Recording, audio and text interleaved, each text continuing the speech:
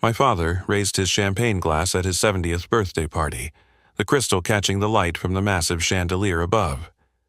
200 guests fell silent as Preston Harwick commanded the room with the same authority he'd wielded over his business empire for 40 years. He looked directly at me, and I knew something terrible was coming. "Ladies and gentlemen, before we continue this celebration, I have an announcement about my legacy," he said, his voice carrying that familiar edge of cruelty I'd known since childhood. "As you know, I'm retiring from Harwick Industries, and it's time to pass the torch to the next generation." The room buzzed with anticipation. My brothers, Roderick and Sterling, straightened their shoulders, already savoring their triumph.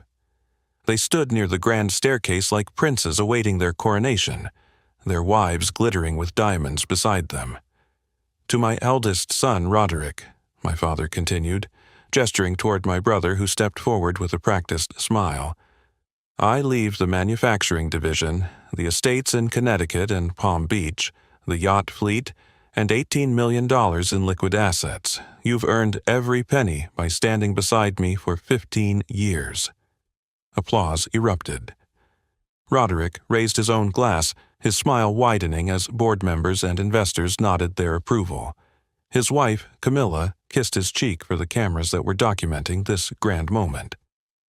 "To Sterling, my second son," Preston's voice boomed with pride, "goes the European operations, our international holdings, the Manhattan penthouse, the art collection valued at $12 million and another $18 million in cash. Your vision for global expansion has proven invaluable." More applause. Sterling gave a mock bow, soaking in the admiration while his wife whispered something in his ear that made him grin even wider. I stood in the back corner, my stomach turning to lead, knowing what was coming but hoping I was wrong. "And now," my father said, his voice changing, becoming sharper, colder, "we come to my youngest son, Deacon." Every eye in the room turned to find me. I felt their stares like needles, some curious, others already glinting with the anticipation of blood in the water. Preston walked closer to where I stood, each step deliberate, theatrical. Deacon, who rejected the family business to play doctor to barn animals. Deacon, who threw away every opportunity I gave him to chase some childish dream of saving strays and livestock. He paused, savoring the moment. Deacon, who chose poverty over prosperity, sentiment over success. The room had gone completely silent. Even the waitstaff had frozen in place, silver trays balanced perfectly still. "To you, Deacon, I leave exactly what you've contributed to this family's legacy." He raised his glass higher. "Nothing, not a single penny, not a property, not even a seat on the board you rejected 10 years ago. You were never worthy of the Harwick name, and tonight, everyone here bears witness to that truth." The silence lasted 3 heartbeats. Then someone started clapping. Just one person at first, then another. Then the entire room erupted in applause, as if they'd just witnessed a brilliant performance. My father's business partners laughed openly. My brothers clinked their glasses together in celebration. Even my Aunt Meredith, who'd always been kind to me at family gatherings, looked away when I caught her eye. "A toast," Preston called out, his voice triumphant, "to those who build legacies and to those who learn the price of walking away from greatness." "To legacies," the crowd roared back, champagne glasses rising in unison. I turned and walked toward the door, my legs steady despite the earthquake in my chest. Behind me, I heard Roderick's voice carrying over the celebration. "Should have listened to Dad, little brother. Hope those mutts keep you warm at night." Then Sterling's laughter. "At least he's consistent, always choosing the losing side." The marble floor of the entrance hall echoed under my feet. My hand reached for the massive oak door when I heard someone calling my name. Not shouting, just speaking urgently, quietly. "Deacon, wait, please, just one moment." I turned to see Walter Grimsby, my family's lawyer for the past 40 years. His face looked different from the crowd inside, marked with something I couldn't quite place. Sympathy? Guilt? He glanced over his shoulder to make sure we were alone, then reached into his jacket pocket. "Your mother, Vivian," he said, his voice barely above a whisper. "She knew this day would come. She prepared for it 20 years ago before she died." He pulled out a manila envelope, thick with documents, sealed with burgundy wax bearing my mother's initials, VBH. Vivian Brennan Harwick. My hands felt numb as he pressed it into them. "She made me swear on my life, Deacon, on my life and my children's lives, that I would give this to you tonight, on your father's 70th birthday. Not a day before, not a day after. Tonight?" His weathered hands trembled slightly. "I've carried this burden for 20 years, and now it's yours." "Walter, what is this?" "The truth," he said simply. "Everything your mother wanted you to know when the time was right, when you could handle it, when you would need it most." He squeezed my shoulder, his eyes filled with an old sadness. "Don't open it here. Go somewhere safe. And Deacon, whatever you decide to do after you read it, know that your mother loved you more than life itself." Before I could respond, he turned and walked back toward the party, leaving me standing in the doorway holding an envelope that suddenly felt as heavy as the world. Through the windows, I could see my father laughing with his guests, my brothers posing for photos with their wives, everyone celebrating the destruction of my place in the family. My mother had been dead for 20 years, taken by cancer when I was just 12 years old. She'd been the only person in that mansion who'd ever shown me genuine love, who'd encouraged my dreams of becoming a veterinarian, who'd told me that kindness was a strength, not a weakness. Now, 2 decades after her death, she was reaching out from beyond the grave on the very night my father had publicly disowned me.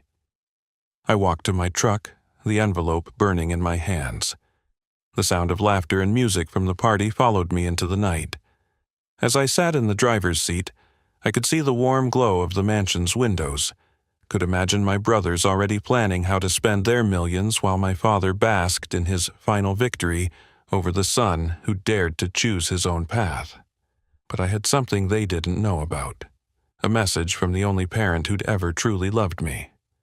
My fingers traced the wax seal, feeling the indentation of my mother's initials, and I wondered what truth could possibly matter after 20 years of silence.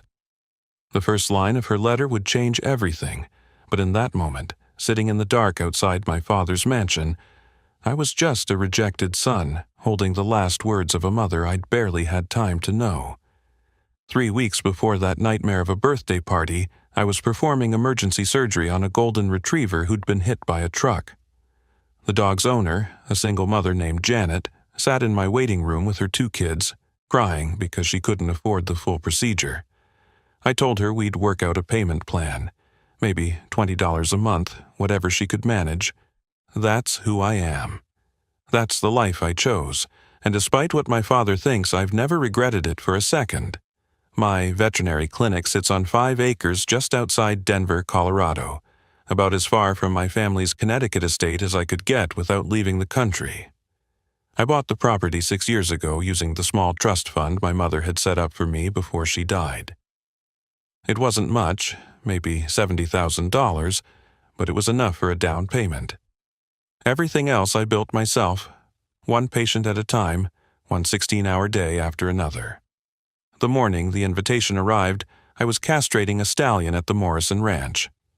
My assistant, Beth, drove out to the field waving an envelope like it was on fire.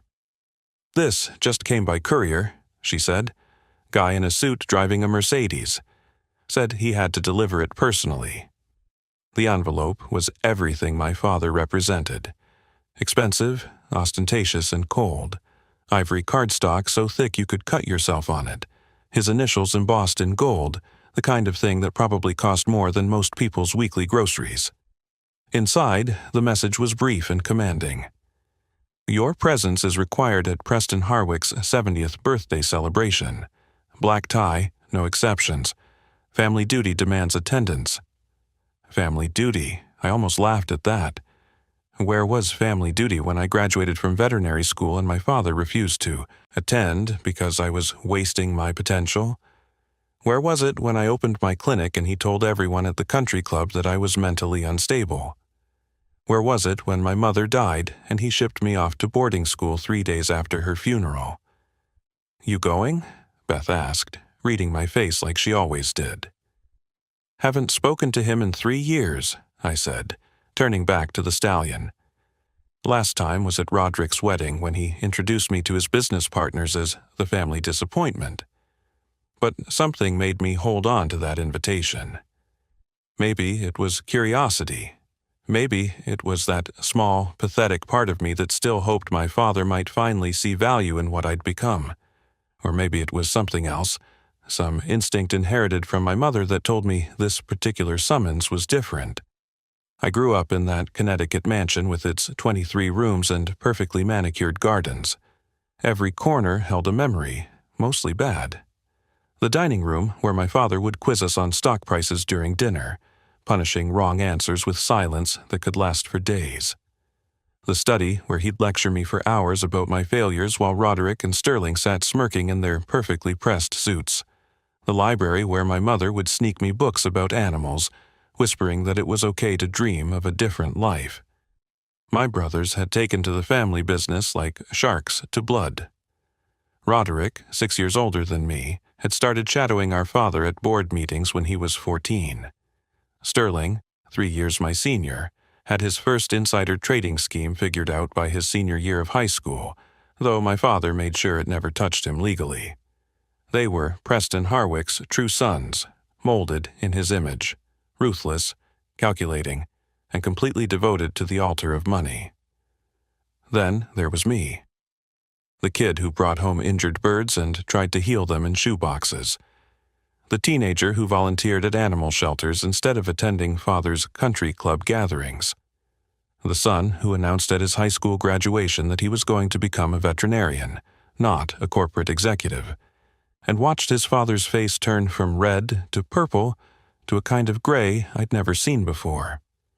"You're killing your mother's memory," he'd said that night. "She would be ashamed of what you're becoming." But he was wrong. My mother, Vivian, had been the one who encouraged my love for animals. She'd take me to the zoo every weekend when my father was traveling for business. She'd help me build little hospitals for my stuffed animals, complete with tiny surgical instruments made from paper clips and rubber bands. On her deathbed, when the cancer had taken almost everything but her voice, she'd held my hand and whispered, "Follow your heart, Deacon. It knows the way better than any map your father could draw." She died 2 days later. I was 12 years old, and the only person in that massive house who'd ever shown me unconditional love was gone. The funeral was a blur of black suits and hollow condolences. My father gave a speech about legacy and strength, never once mentioning love. My brothers stood stoically, already learning that Harwick men don't cry. But I sobbed until I couldn't breathe, and my father's look of disgust is burned into my memory forever. After the burial, he sent me to Exeter Academy, a boarding school where troubled rich kids got hidden away. I spent 6 years there, coming home only for mandatory holidays where I'd sit at the dinner table like a ghost while my family discussed acquisitions and mergers. The day I turned 18, I took my mother's trust fund and never looked back. Now, all these years later, that invitation sat on my desk between patient files and prescription pads. I had built something my father could never understand. A life measured in saved animals and grateful families rather than profit margins. My clinic had become known throughout Colorado for taking cases other vets wouldn't touch, for never turning away an animal in need, regardless of the owner's ability to pay. But that invitation kept calling to me. Some part of me, maybe the 12-year-old boy who'd lost his mother, needed to face that house again. Needed to see my father one more time and show him that his definition of failure wasn't the only one that mattered. So I made the decision that would change everything. I called Beth, told her to clear my schedule for a long weekend, and booked a flight to Connecticut.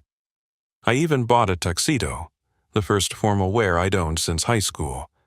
As I packed, I found myself wondering what my mother would think of the man I'd become. I hoped she would be proud. I hoped she would understand that choosing compassion over wealth was its own kind of success.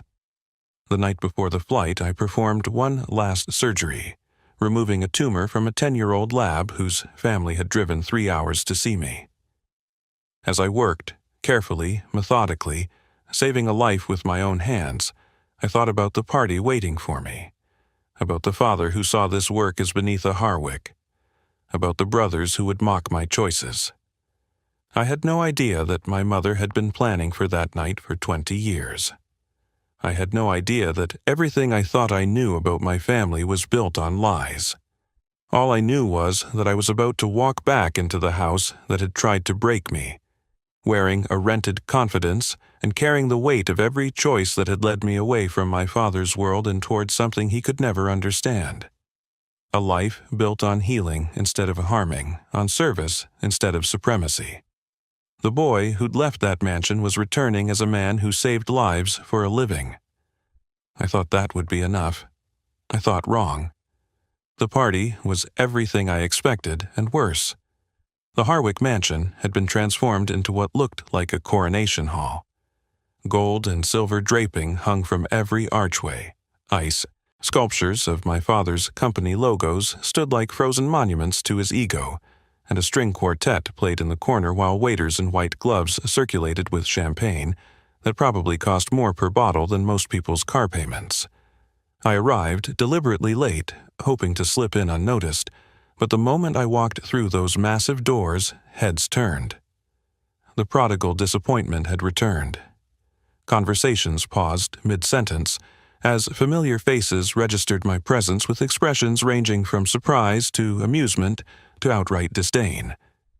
Deacon, my Aunt Meredith approached first, air-kissing my cheeks while keeping her distance, as if poverty might be contagious. "We weren't sure you'd actually come. Your father said you were probably too busy with your little animal practice." "It's not little," I said quietly. "We perform over 3,000 procedures a year." She laughed, that tinkling society laugh that meant nothing. "How charming. Well, your brothers are by the bar. I'm sure they'll be thrilled to see you." Thrilled wasn't the word I'd use. Roderick spotted me first, his eyes narrowing over his whiskey tumbler. He nudged Sterling, who turned with a smile that belonged on a shark. They approached together, a unified front in their matching designer tuxedos, their wives trailing behind like expensive accessories. "Well, well," Roderick said, looking me up and down. "Did you rent that tux by the hour? It looks like it." "Good to see you too, Rod," I replied, refusing to take the bait. Sterling circled me like I was livestock at auction. "Jesus, Deacon, you smell like a kennel. Did you at least shower after playing with the dogs?" "I showered after saving a horse's life this morning," I said. "But I guess that's not as impressive as insider trading, right, Sterling?" His face darkened. "Watch your mouth, little brother. You're in our world now." "Our world?" I looked around at the preening peacocks of a high society. This stopped being my world the day Mom died. "Don't you dare mention her," Roderick snapped, stepping closer. "You have no right. You abandoned this family. You spit on everything she and Dad built together." "She didn't build this," I said firmly. "She tolerated it. There's a difference." Before either could respond, the lights dimmed and a spotlight illuminated the grand staircase. My father appeared at the top, resplendent in a tuxedo that probably cost more than my monthly mortgage. The crowd applauded as he descended, every step measured for maximum impact.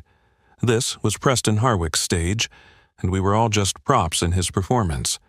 He worked the room first, shaking hands with senators and CEOs, laughing at jokes that weren't funny, accepting congratulations for a life built on stepping on others. When he finally reached me, his smile disappeared like someone had flipped a switch. "Deacon," he said, the words sounding like something bitter in his mouth. "I see you managed to find something appropriate to wear." "Hello, Dad." He studied me for a long moment, and I saw something flicker in his eyes. Not love, not even hate.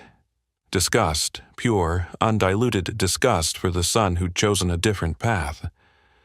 "Mingle if you must," he said, But don't embarrass me. These are important people, not the kind of trash you usually associate with." He walked away before I could respond, leaving me standing alone in a sea of people who all seemed to know exactly how little I mattered to the great Preston Harwick. I grabbed a champagne glass from a passing tray and found a corner where I could observe without being observed. That's when I noticed the setup at the far end of the ballroom. A podium with a microphone, clearly prepared for speeches. The dinner was excruciating. I was seated at a table with distant relatives who spent the entire meal discussing their portfolios and vacation homes while pointedly not asking me anything about my life. Every few minutes, I'd catch someone at another table gesturing toward me, whispering behind their hands. The black sheep on display. Then came the moment everything changed. The music stopped, the lights focused on the podium, and my father took the microphone. The room fell silent with anticipation. This was what they'd all come for. Preston Harwick's grand announcement about his legacy. "Friends, family, esteemed colleagues," he began, his voice carrying that commanding tone that had crushed competitors and employees alike for decades. "Tonight marks not just my 70th birthday, but the beginning of a new chapter for Harwick Industries." The crowd murmured excitedly. Roderick and Sterling moved closer to the stage, their wives clutching their arms, already counting their millions. As many of you know, I've spent my life building an empire from nothing. From a single factory in Bridgeport to operations spanning 3 continents, Harwick Industries stands as a testament to what ambition and discipline can achieve. Applause thundered through the room. My father basked in it, letting it wash over him like a benediction. "But empires are not built to die with their founders," he continued. "They are built to endure, to grow, to evolve under new leadership. Tonight, I announce my retirement and the division of everything I've created." This was it, the moment my brothers had been training for their entire lives, the moment I'd stopped caring about years ago, or at least told myself I had. To my eldest son, Roderick, whose strategic mind and ruthless dedication have proven invaluable, I leave the manufacturing division, including all facilities in North America, the estates in Connecticut and Palm Beach, my collection of yachts and $18 million in liquid assets. The room exploded in applause. Roderick stepped forward, raising his glass to his father, his face glowing with triumph. Camilla posed beside him as photographers captured the moment, the heir apparent claiming his throne. To Sterling, my second son, whose vision for international expansion has exceeded all expectations, I leave our European operations, the Asian partnerships, the Manhattan penthouse, the art collection appraised at $12 million, and another $18 million in liquid assets. More applause, even louder than before. Sterling took his bow, that shark smile wider than ever. His wife, Natasha, actually curtsied, as if she'd just been crowned princess of something that mattered. Then my father's eyes found me in my corner. The room seemed to hold its breath. And now I must address my youngest son, Deacon. Every head turned toward me. The weight of 200 stares pressed down like a physical force. I set down my champagne glass and stood straighter, preparing for impact. Deacon, who was given every opportunity, every advantage, every chance to be part of something magnificent. Deacon, who chose instead to waste his education, his potential, his very birthright on a profession barely worthy of being called a profession. The words hit like punches, each one precisely aimed, but I'd been hit before. I could take it. While his brothers built their futures alongside me, Deacon ran away to play doctor to animals. While they learned to command boardrooms, he learned to shovel manure. While they became men of consequence, he became nothing. Someone gasped. Several people laughed. My brothers stood side by side, united in their victory, watching my humiliation with undisguised pleasure. "Therefore," my father said, his voice rising to fill every corner of the room, "to Deacon, I leave exactly what he has contributed to this family's legacy. Nothing, not a single penny, not a property, not even a token to remember me by. He chose to be nothing to this family, so nothing is what he receives. The silence that followed was absolute. Then, starting from the table where my father's business partners sat, applause began. Slow at first, then building to a crescendo that shook the chandeliers. People were actually giving him a standing ovation for disowning me. "You were never worthy," my father said into the microphone, looking directly at me. "Never worthy of the Harwick name, never worthy of your mother's memory, never worthy of being my son." The crowd roared its approval. Champagne glasses raised in toast to my father's brutal honesty, to his strength in cutting out the weakness in his family tree. I saw people I'd known since childhood laughing openly at my disgrace. Even the waitstaff seemed to be enjoying the spectacle. That's when I knew I had to leave. Not run, not flee, but walk out with whatever dignity I could salvage from this public execution. I moved toward the door, my footsteps steady despite the earthquake in my chest, ignoring the whispers and laughter that followed in my wake. I sat in my truck in the mansion's circular driveway, my hands trembling as I held the envelope Walter Grimsby had pressed into my palm. The wax seal bearing my mother's initials seemed to pulse under the overhead light. Through the mansion's windows I could still see the party continuing, shadows of people dancing and laughing, celebrating my erasure from the family legacy. The paper inside was thick, cream-colored, the kind my mother had always used for important correspondence. Her handwriting, still elegant after 20 years, made my throat close up. I took a deep breath and began to read. "My dearest Deacon, if you're reading this, your father has just shown his true nature to the world, and you need to know the truth about why I really died." I had to read that line 3 times before it sank in. My mother had predicted this exact moment, this exact betrayal, 20 years ago. How was that possible? I didn't die from cancer, my love. The cancer was real, but it was induced. I was poisoned, slowly, methodically, by someone who wanted me gone. That someone was your father. My hands went numb. I nearly dropped the letter, but forced myself to keep reading. 6 months before my diagnosis, I discovered something about Preston that changed everything. Your grandfather, my father Theodore Brennan, wasn't just Preston's business partner.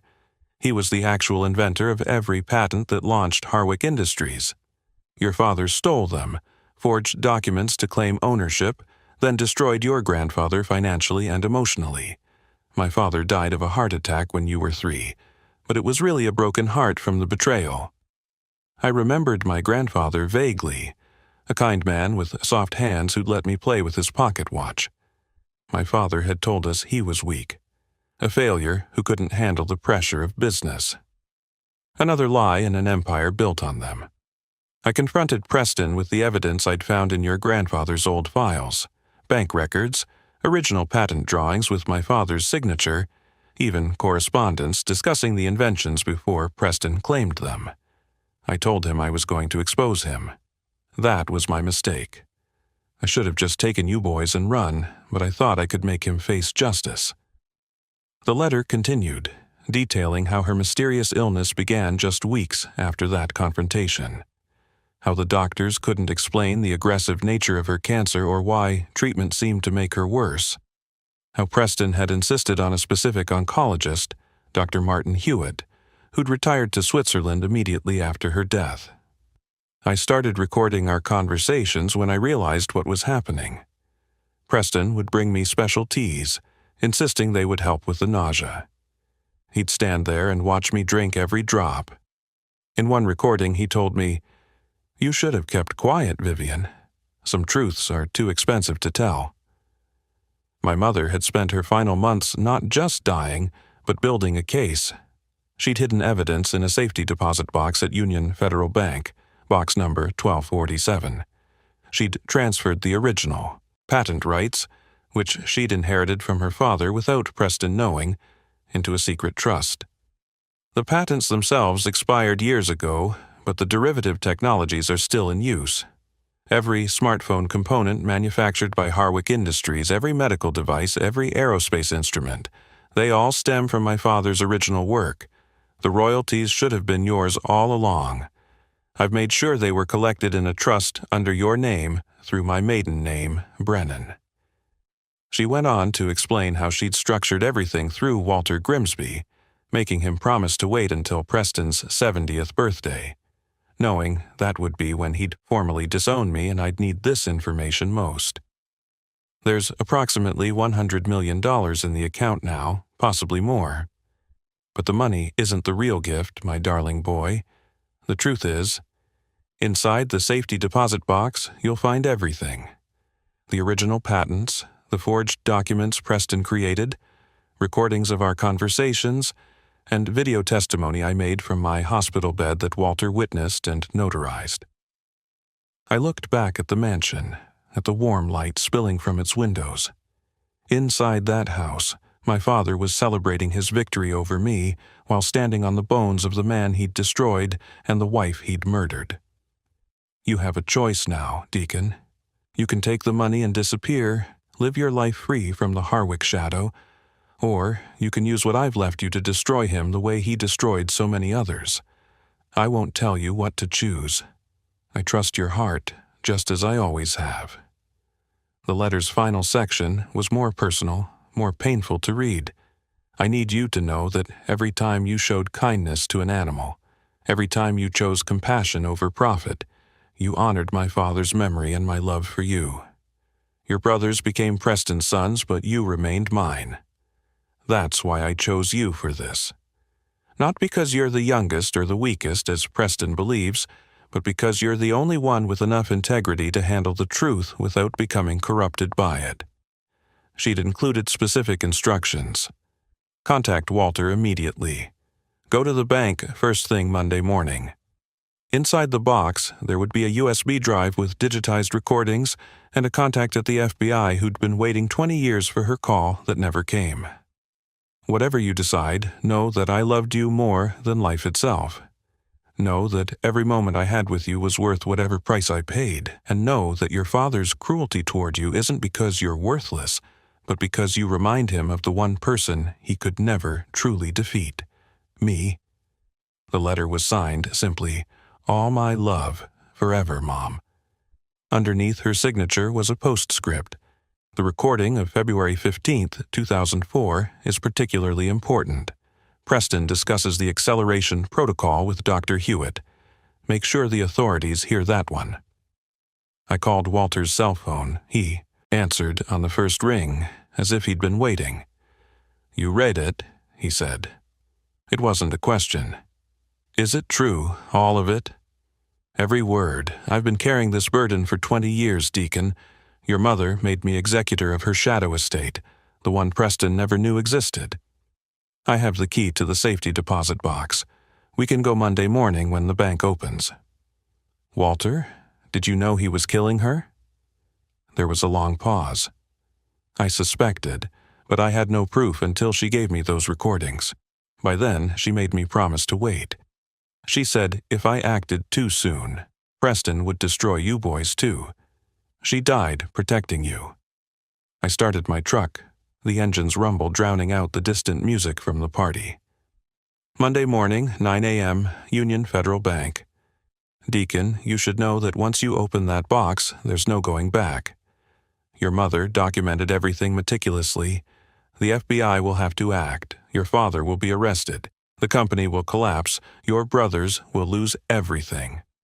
I thought about Roderick's smirk as I left the party, Sterling's laughter, my father's voice saying I was never worthy. "Good," I said. "Let it all burn." I drove away from the mansion, leaving behind the world that had rejected me, carrying the ghost of my mother's love and the weapon she'd forged from truth. Monday would bring reckoning. Sunday night, I had to decide exactly how to use the power she'd left me. The boy who'd entered that party hoping for acceptance was gone. In his place sat a man with proof of murder and the means for justice. My mother had been playing a long game, one that spanned decades and reached beyond death itself. Now it was my turn to make the final move. Monday morning arrived gray and drizzling, fitting weather for resurrection and revenge. Walter met me at Union Federal Bank precisely at 9, carrying a briefcase and wearing the same expression priests probably wear before performing last rites. The bank manager, a woman named Patricia Chen, had been notified by Walter to expect us. She led us to a private viewing room in the vault basement, her heels clicking against marble floors like a countdown. Box 1247 was larger than I'd expected, one of the old-fashioned ones that required 2 keys. Walter produced his, I signed the authentication papers, and Patricia left us alone with 20 years of secrets. Inside, my mother had organized everything with the same meticulous care she'd once used to arrange family photographs. Labeled folders, chronological recordings on a USB drive, original documents in protective sleeves. The first folder contained the original patents, my grandfather Theodore Brennan's actual handwriting describing innovations that would eventually generate billions. Paper-clipped to each patent was Preston's forged version, the signatures obviously different when you saw them side by side. My mother had also included bank records showing Preston had paid a forger named Marcus Webb $30,000 just days before filing the false patents. The USB drive contained 43 audio recordings.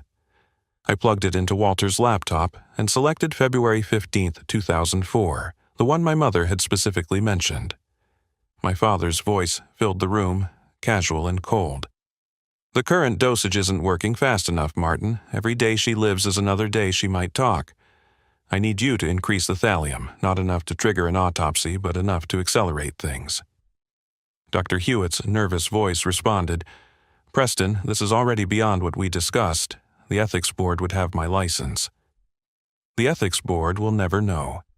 She has cancer, Martin. People with cancer die. Just make it happen faster. Another 2 weeks maximum. I have that merger with Keltec coming up, and I can't have her disrupting it with her accusations." My stomach turned. Walter had to pause the recording while I stepped outside to compose myself. When I returned, we continued through the evidence. Video testimony of my mother, gaunt and dying but fierce with determination, detailing everything she'd discovered. Financial records showing the offshore account she'd established in my name under Brennan, containing royalties from companies still using the stolen patent derivatives. The current balance was $137 million. "Your mother was brilliant," Walter said softly. "She used her maiden name and her father's old lawyers in Canada. Preston never knew the patents had derivative claims that survived expiration. Every major manufacturer who licensed improvements on the original designs has been paying royalties to the Brennan Trust for 20 years. We spent 3 hours documenting everything, making copies, organizing the evidence into a prosecutable case. Walter had maintained contact with FBI agent Diana Morse, who tried to investigate Preston years ago, but could never find sufficient evidence. One phone call from Walter, and she agreed to meet us immediately. The meeting with Agent Morse took place in a federal building downtown. She reviewed the evidence with the intensity of someone who'd been waiting for this moment her entire career. "This is it," she said after 2 hours. "This is enough for murder charges, fraud, patent theft, conspiracy. Preston Harwick is finished." She wanted to move immediately, but I had a different idea. His retirement party. He's signing over the companies to my brothers this Friday at the Harwick Industries headquarters. Every investor, board member, and media outlet will be there. Agent Morse smiled slowly. "You want it public.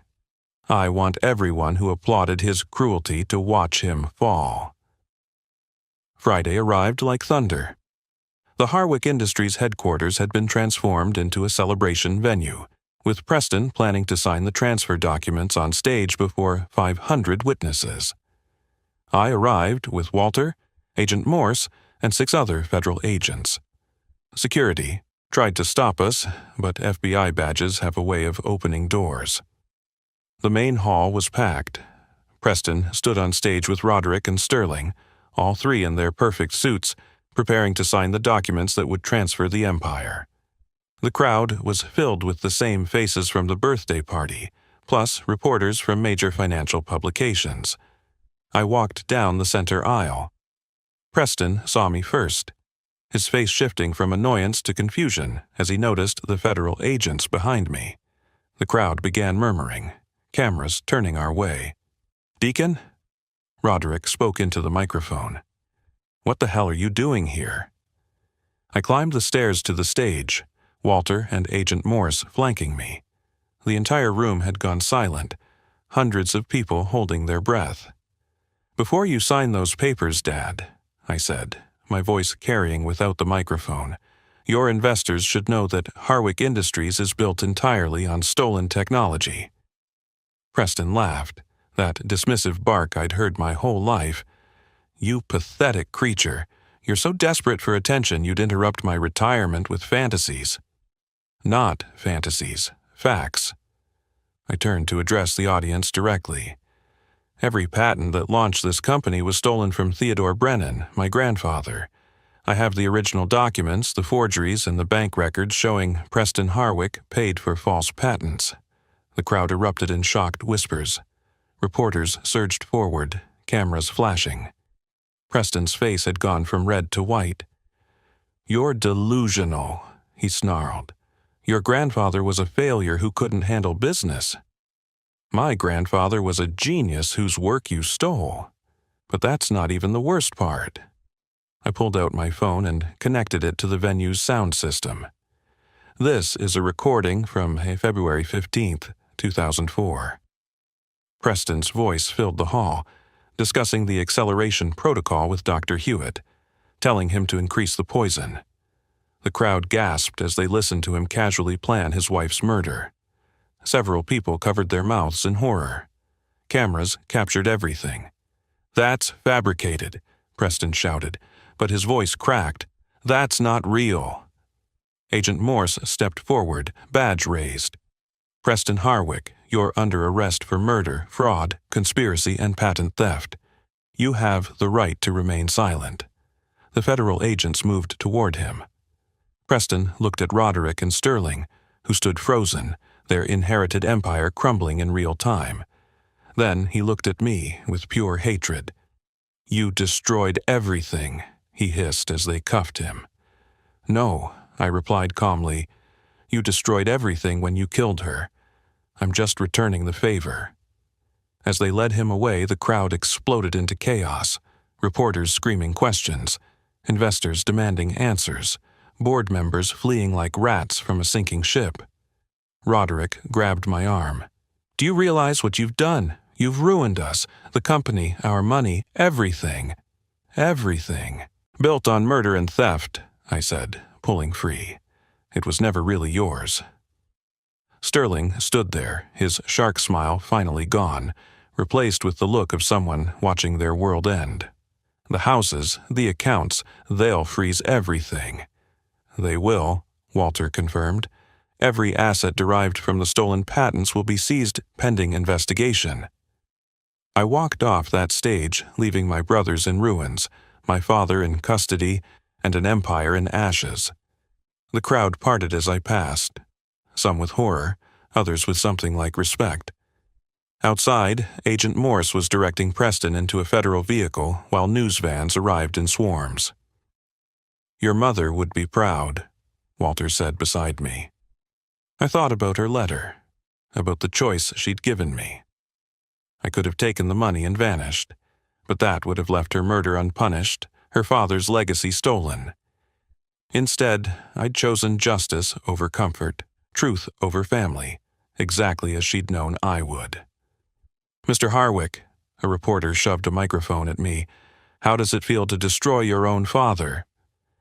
I looked directly into the camera, knowing this would play on every network by evening. "He was never my father. Fathers don't murder mothers. He was just Preston Harwick, and now everyone knows exactly what that means." The federal vehicle pulled away with Preston in the back, his empire collapsing behind him like a house of cards in a hurricane. My brothers would survive, but they'd never again be the princes of anything. The investors would sue, the prosecutors would convict, and the name Harwick would become synonymous with betrayal. I'd entered that building as the disowned son, the family disappointment, the unworthy one. I left as the only Harwick who'd chosen truth over treasure, the only one my mother had trusted with her final gambit. The boy, who'd been publicly humiliated at his father's birthday party, had become the man who brought down an empire with nothing but evidence and courage. Justice, I learned that day, is the best inheritance of all. 6 months after Preston Harwick's arrest, I stood in the main treatment room of the Vivian Brennan Memorial Animal Hospital, the largest veterinary trauma center in the western United States. The morning sun streamed through windows that stretched from floor to ceiling, illuminating surgical suites equipped with technology most human hospitals would envy. This wasn't just a clinic anymore. It was a testament to what could be built with truth instead of lies. The trial had been swift and merciless. Preston Harwick, the man who'd spent 70 years crushing others beneath his ambition, sat in a federal courtroom as recording after recording played his own voice condemning him. The prosecution presented my mother's video testimony, filmed days before her death, describing how her tea tasted stranger each day, how Preston watched her drink it with cold satisfaction. Dr. Martin Hewitt, granted immunity for his testimony, confirmed every detail of the poisoning protocol. The jury deliberated for less than 3 hours, guilty on all counts, life without parole. I attended every day of the trial, sitting in the front row where Preston could see me. He never looked my way, not once. Even when they led him away in shackles, he kept his eyes forward, still too proud to acknowledge the son who'd brought him down. Roderick and Sterling sat on the opposite side of the courtroom, their designer suits replaced with off-the-rack department store specials. They'd lost everything when the assets were frozen, the houses, the yachts, the bank accounts, all seized by federal authorities. 3 weeks after the verdict, Roderick showed up at my clinic in Denver. He looked different without his $3,000 suits and $100 haircuts. Just a man in jeans and a jacket, standing in my parking lot like he didn't know how he'd gotten there. "I need a job," he said without preamble. "Any job. I'll clean kennels, answer phones, whatever you have." I studied my oldest brother, this man who'd spent his entire life believing he was superior to me. "Why here? Why me?" "Because you're the only one who actually built something real," he admitted, the words clearly costing him. "Everything I had was stolen. I see that now. I need to learn how to earn something honestly." I hired him as a receptionist. He was terrible at first, his arrogance making him snap at clients who didn't move fast enough for his liking. But gradually, something changed. Maybe it was seeing animals in pain and the people who loved them enough to spend their savings on treatment. Maybe it was watching me work 18-hour days not for money, but because a family's golden retriever needed emergency surgery. Whatever it was, Roderick began to soften. 6 months later, he was my office manager, and for the first time in our lives, we were actually brothers. Sterling took a different path. He fled to Europe, trying to trade on the Harwick name until he realized it had become toxic. Last I heard, he was teaching English in Prague, living in a studio apartment, learning what it meant to survive on merit rather than manipulation. He sent me a letter once, just 2 lines. "You were right. I'm sorry." I never replied, but I kept the letter. The Brennan Trust, my mother's secret legacy, had grown to nearly $150 million by the time I gained access. I could have kept it all, lived like the brothers who'd mocked me for choosing poverty. Instead, I used it to build something my mother would have loved. The hospital took $60 million. Another 30 went to establishing the Theodore Brennan Foundation, providing free veterinary care to families who couldn't afford it. The rest I kept invested, using the returns to fund ongoing operations. Walter Grimsby visited the hospital's grand opening, walking through the state-of-the-art facilities with tears in his eyes. "Vivian would be so proud," he said, watching me perform a demonstration surgery for veterinary students. "You didn't just avenge her. You honored her." "She knew exactly what she was doing," I replied, remembering her letter.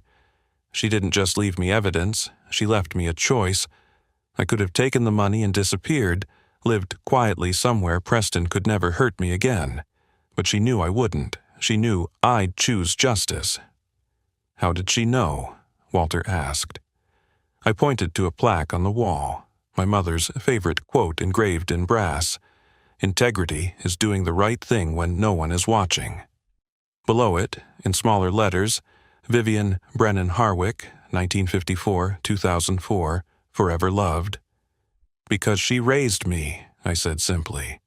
And she knew that no amount of money could corrupt what she'd taught me. A year after the hospital opened, I received a letter from Preston in federal prison. His handwriting was shaky, the words brief. "Your mother won." That was all. No apology, no acknowledgement of his crimes. Just those 3 words. I framed the letter and hung it in my office, not as a trophy, but as a reminder that victory isn't always about what you gain. Sometimes it's about what you refuse to lose. The morning I'm telling you this story, I performed surgery on a police dog shot in the line of duty. The officer, a tough-looking sergeant named Rodriguez, cried when I told him his partner would make a full recovery. He tried to pay, but I showed him the Foundation's policy. Service animals are always treated free. As he thanked me through tears, I thought about my father's birthday party, about the room full of people who'd applauded my humiliation. None of them would understand why this moment, this officer's gratitude, was worth more than any inheritance Preston could have left me. But my mother would have understood. She'd known that wealth isn't measured in dollars, but in the lives you touch, the wrongs you right, the love you leave behind. I run the largest animal trauma center in 5 states now. We treat over 10,000 animals a year, half of them at reduced cost or free. Veterinary students come from across the country to train here, learning not just medicine but compassion. The walls are covered with photos from grateful families, their pets alive because we exist. This is my empire, built on healing instead of harming, funded by justice instead of theft.